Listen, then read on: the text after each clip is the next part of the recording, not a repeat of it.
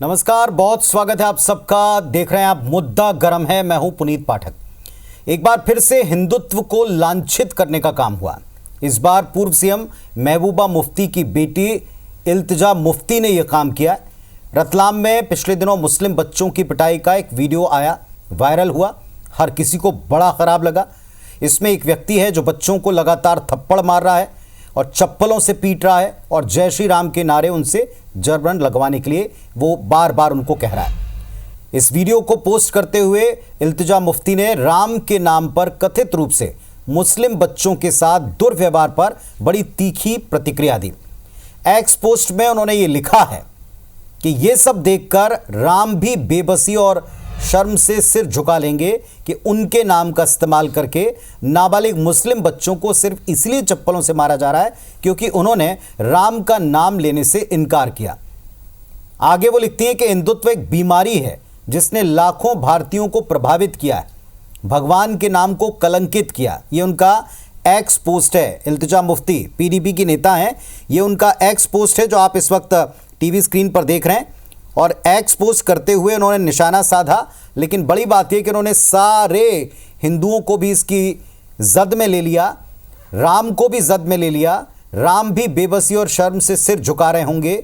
बच्चों को इसलिए चप्पलों से मारा क्योंकि उन्होंने राम के नाम लेने से इनकार कर दिया। अब जाहिर है कि इसके बाद इस पर कड़ी प्रतिक्रिया आनी ही थी, इस पर विरोध की आग भड़कनी ही थी। जो वीडियो था उसको लेकर के अगर इतनी तीखी प्रतिक्रियाएं हैं तो फिर इस बात पर भी होंगी। इस पर जब विवाद बढ़ा तो इल्तिजा मुफ्ती ने अपने बयान पर बाद में सफाई भी दी, लेकिन भारतीय जनता पार्टी इल्तिजा मुफ्ती के बयान को घोर आपत्तिजनक बता रही है। सुनिए जरा।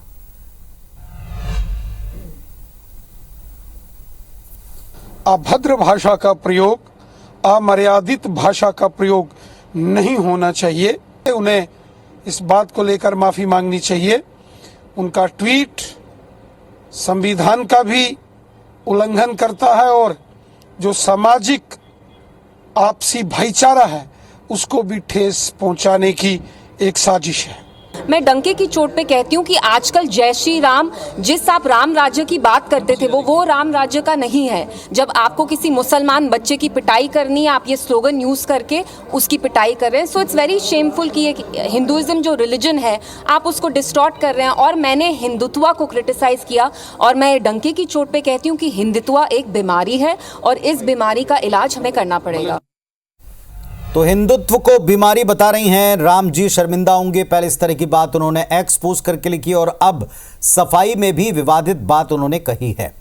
हिंदुत्व एक बीमारी है।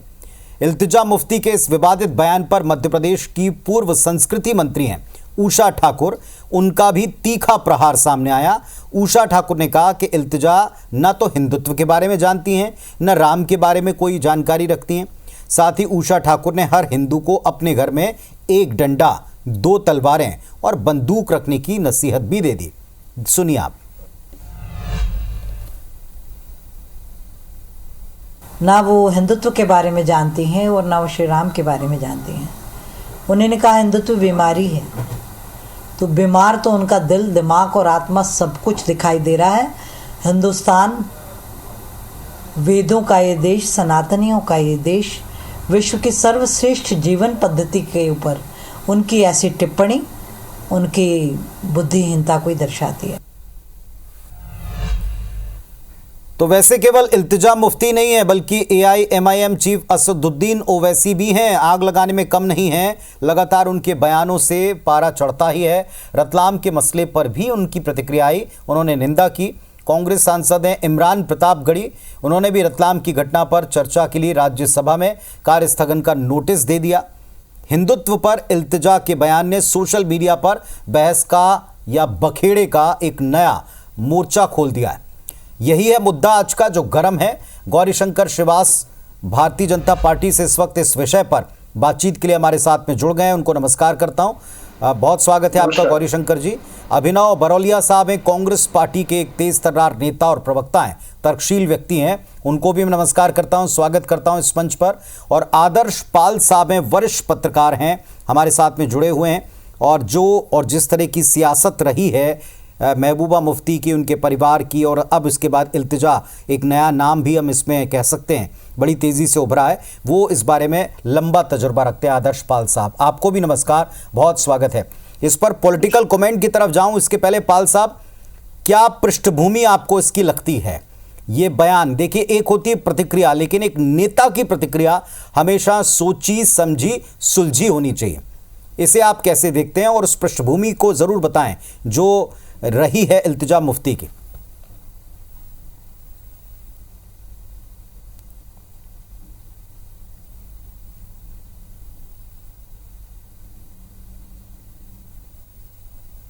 आदर्श पाल साहब, आप सुन पा रहे हैं मुझे? मेरी आवाज पहुंच रही है आप तक?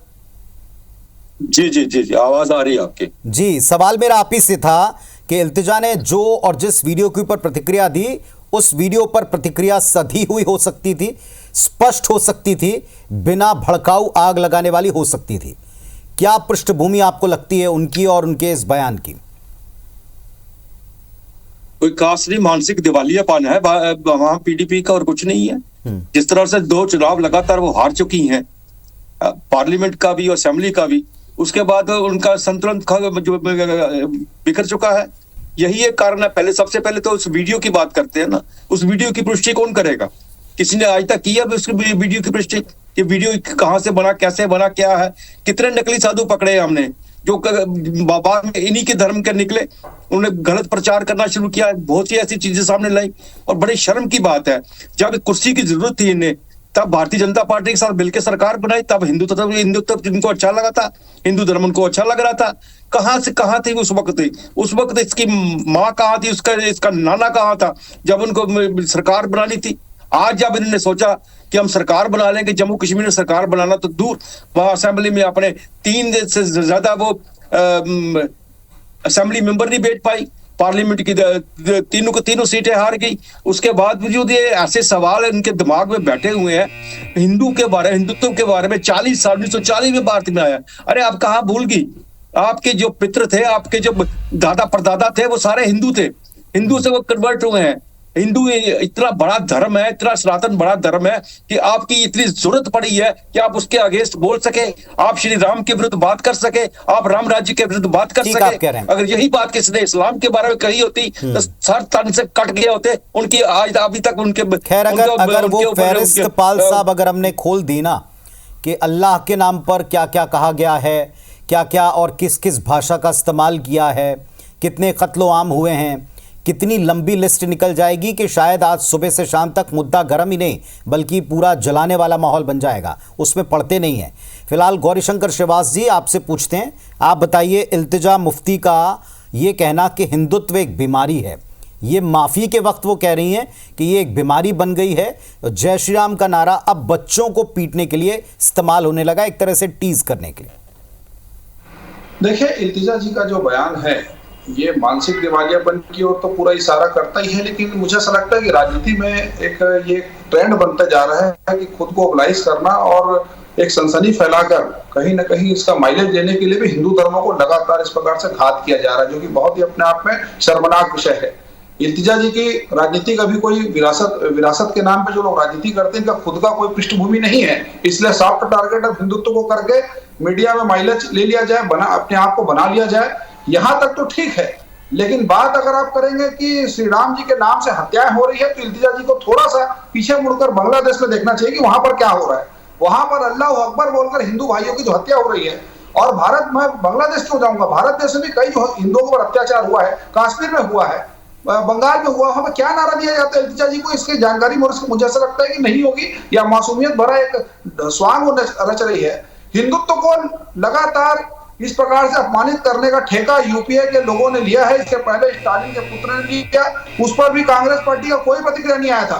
अभी भी इल्तिजा जी का जो बयान है, इसको लेकर ही अपने बयानों से तीसी कर लेंगे, लेकिन इनका जो कुनबा है ये पूरी तरह से हिंदू विरोधी है, गौ विरोधी है, हिंदुत्व के विरोधी है, और लगातार हिंदुत्व को अपमानित करके कहीं ना कहीं तुष्टीकरण की राजनीति करके खास वर्गों को उसका वोट पाने का जो कवायद है ये लगातार चल रहा है, जो कि बहुत ही अपने आप में शर्मनाक। अभिनव जी, कोई कड़ी प्रतिक्रिया क्यों नहीं आती इस पर? क्यों इस पर मौन साध लिया जाता है? और एक बात, अल्लाह के नाम पर कितने कत्लो आम हुए, क्या कोई इनकार करेगा? क्या कितना आतंक फैलाया गया है जिहाद के नाम पर, और किस किस तरह का जिहाद फैलाया गया है, ये किसी से छिपा है? कांग्रेस की इस पर कड़ी प्रतिक्रिया क्यों नहीं?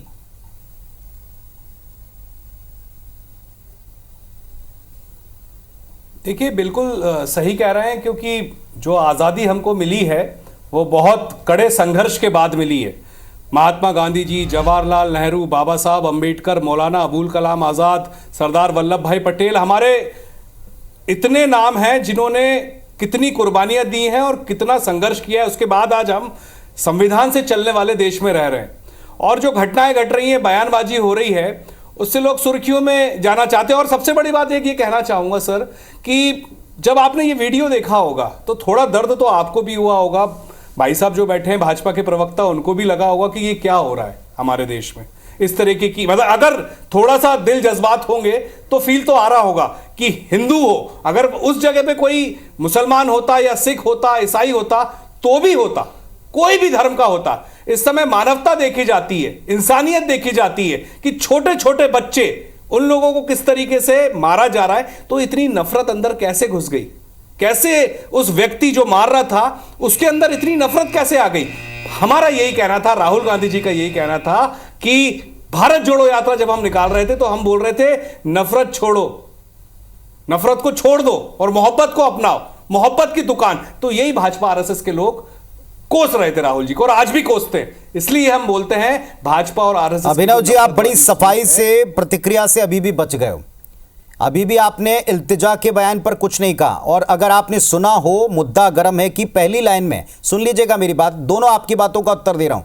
आपने जो कहा बिल्कुल ठीक कहा। मैंने कहा उस वीडियो को देखकर हर किसी को तकलीफ हुई, इंक्लूडिंग माई सेल्फ। मैं भी उसमें शामिल हूं, आप भी उसमें शामिल हैं। कोई भी हिंदुत्व सनातनी इस तरह की प्रैक्टिस को गवारा नहीं करता, लेकिन इस घटना का दोषी पकड़ में आ चुका है, फैक्ट। दूसरी बात, इसको किसी हिंदू ने, सनातनी ने इसका समर्थन नहीं किया। दूसरी बात, इस बयान पर कोई उनके खिलाफ नहीं बोल रहा है, स्पष्टता से नहीं बोल रहा है।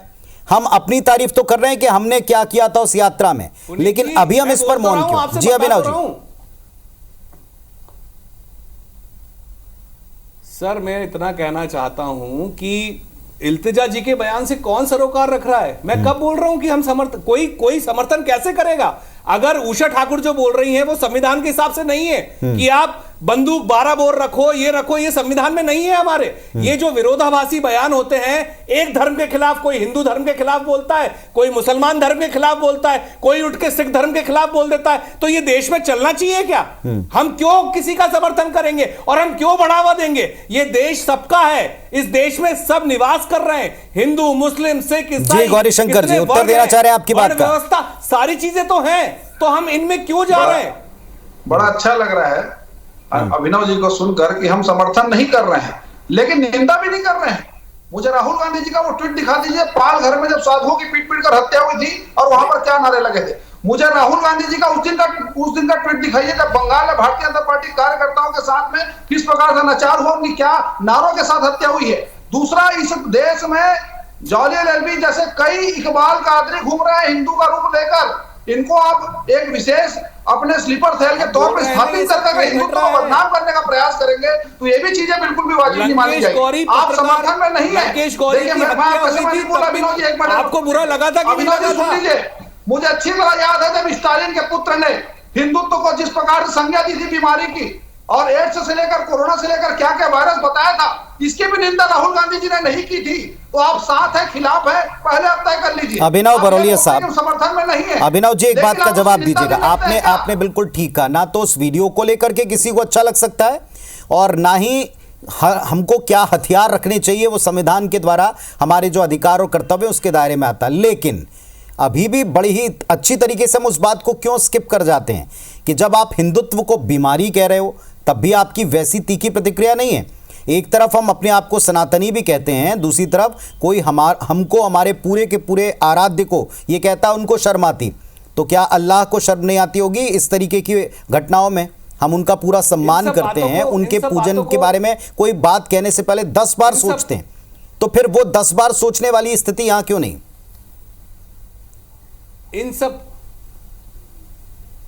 इन सब बातों में आप मुझे ये बताइए पुनीत भाई, इन सब बातों को लाई कौन सी विचारधारा है?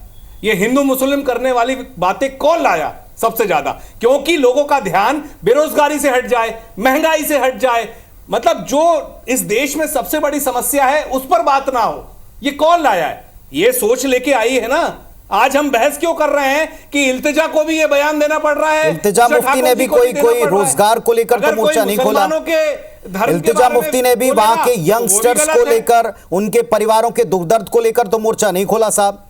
उन्होंने तो वहां बात नहीं की कि अब यहां पीस आ गया है, यहां डेमोक्रेसी आ गई है, जिससे खुद वो 2 बार चुनाव लड़के हार गई हैं। बावजूद इसके उन्होंने तो कभी इस बारे में नहीं कहा कि आप उनके बारे में, उनके हकों की बात करिए, आप ध्यान को डाइवर्ट ना करिए। अगर वो दूसरों के बयान पर ये बात कहती तो उनको पता होना चाहिए, इस पर भी मुद्दा गरमाएगा। ये तो आप स्वीकारेंगे अभिनव जी? वो भी कोई डेवलपमेंटल पॉलिटिक्स तो नहीं कर रही हैं। देखिए पुनीत जी, ये तो सब आपके हाथ में। आज की तारीख में आप लोकतंत्र का चौथा स्तंभ है सर जी। मेरा इतना कहना है कि हम ये नफरत की तरफ जा क्यों रहे हैं? नफरत और घृणा को क्यों हम प्रमोट कर रहे हैं? क्यों कर रहे हैं हम प्रमोट? बेरोजगारी तो क्या करना अभिनव जी? महंगाई को क्यों नहीं कर रहे? अभिनव जी, जिस वीडियो पर प्रतिक्रिया आई, वो वीडियो भी मीडिया ही सामने लाया, और आज की तारीख में तो मीडिया तो फिर भी जिम्मेदारी से काम कर रहा है। जिस पर अभी आप बैठे हैं, जिस मंच पर, हर हाथ में मोबाइल के बाद तो हर कोई मीडिया है। आप एक वर्ग को आप इसमें दोष नहीं दे सकते। प्रिंट हो, इलेक्ट्रॉनिक हो, हर तरह का मीडिया तो सोच समझ कर लिख रहा है, लेकिन जो हाथों के मोबाइल वाला मीडिया है, उससे तो चीजें ऑलरेडी पब्लिक डोमेन में होती हैं, और इतनी होती है कि इस पर चर्चा करनी पड़ती है। इन 10 सालों में वो सबको देखने को मिल रहा है पुनीत जी। जी ठीक है, आदर्शपाल साहब से मैं पूछूंगा। आदर्शपाल साहब, मैंने इसलिए आपसे सबसे पहले आज चर्चा शुरू की थी कि इस पूरे मुद्दे पर इल्तिजा और उनकी पार्टी और उनके परिवार की पॉलिटिक्स और उसकी पृष्ठभूमि को आपको सामने रखना पड़ेगा। अभी उनकी सफाई भी आप देखिए, उनकी सफाई भी एक तरीके से मैं कहूंगा थोड़ा सा उद्वेलित करने वाली है, आग लगाने वाली। आदर्श जी। बिल्कुल, वो सफाई के नाम की कोई चीज नहीं है, उन्होंने आग लगाने वाली बात फिर से कही है। लेकिन इससे पहले मैं कांग्रेस के प्रवक्ता जो कह रहे थे उस वीडियो के बारे में, तो उसके बारे में आपने भी जैसे क्लियर किया है, किसी ने भी इसको अच्छा नहीं कहा, किसी ने नहीं कहा ये अच्छी बात हो रही है। उस वीडियो की निंदा की है, लेकिन मैंने ये बार बार कहा उसकी पुष्टि होना बहुत जरूरी है। यहाँ तक भारतीय जनता पार्टी के प्रवक्ता कह रहे हैं कि बांग्लादेश में हिंदुओं के बारे में उन्होंने बात नहीं की है, यहाँ पर राम के बारे में, हिंदुओं के बारे में बात कर रही है। तो बांग्लादेश तो बहुत दूर की बात है, कश्मीर में टारगेट किलिंग हो रही है। गैर इस्लामी मुस्लिम जितने भी वहां पे मजदूर काम कर रहे हैं उन्हें मारा जा रहा है, टारगेट किलिंग हो रही है, हिंदुओं को बाहर निकाल दिया गया। अभी हाल ही भी हुई है, जरा देर की बात नहीं है, पिछले महीने भी हुई है। उसके ऊपर भी एक शब्द नहीं निकला इसका, मुफ्ती की फैमिली का, किसी का भी। अब सबसे बड़ी बात है कि यहाँ पे पोलिटिकली ये हाशिए पे चले गया, राजनीतिक तौर पे ये जो पीडीपी है, ये पूरी की पूरा परिवार जो है हाशिए पे चला गया। ये राजनीतिक बेनिफिट लेने के लिए कुछ ना कुछ ऐसी बात कहने चाहते हैं ताकि आगे उसको प्रवोक किया जाए, ताकि वो इनकी खबरों में बने, जिस तरह अदरवाइज आपको भी शायद जरूरत न पड़ती इस डिबेट की। ये इनकी स्थिति यहां तक आन पड़ी है, इतने निचले स्तर पर गिर चुके हैं राजनीतिक इतिहास के में, शायद इससे पहले कभी नहीं था।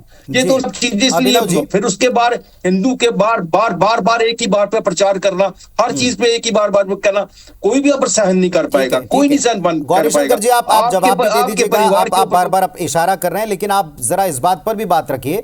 एक प्रदेश की पूर्व संस्कृति मंत्री ने जो उस पर रिप्लाई दिया है, इसको भी मैं कोट करते हुए बोलूंगा कि क्या घर में शस्त्र रखने की नौबत आ गई है?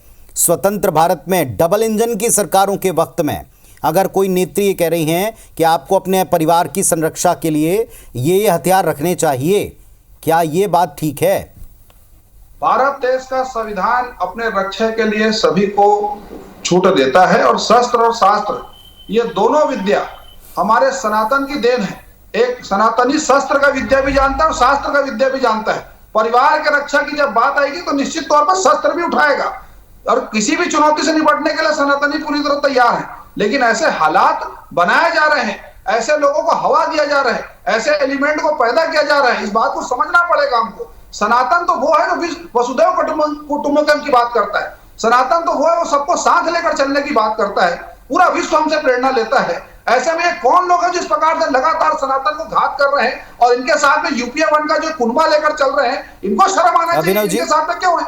तत्काल इनको बाहर कर अपने कुनबे से, चाहे स्टालिन हो चाहे इस प्रकार के लोग हो। इनको कोई अधिकार नहीं हिंदू धर्म को इस प्रकार से अपमानित करने का। और इस प्रकार का अगर अपमानित किया जाएगा तो इसका प्रचंड विरोध होगा। अभिनव जी, चाहे दोनों पर आप सड़क अपनी पे बात रख सकते हैं। जो अभी कह रहे हैं गौरीशंकर जी, उस पर भी, और सेलेक्टिव बयान आ रहे हैं, ये आरोप लगते हैं लगातार कांग्रेस पर, क्योंकि सूट जो करता है जो हिस्सा, हम उसको पकड़ लेते हैं, बाकी को छोड़ देते हैं।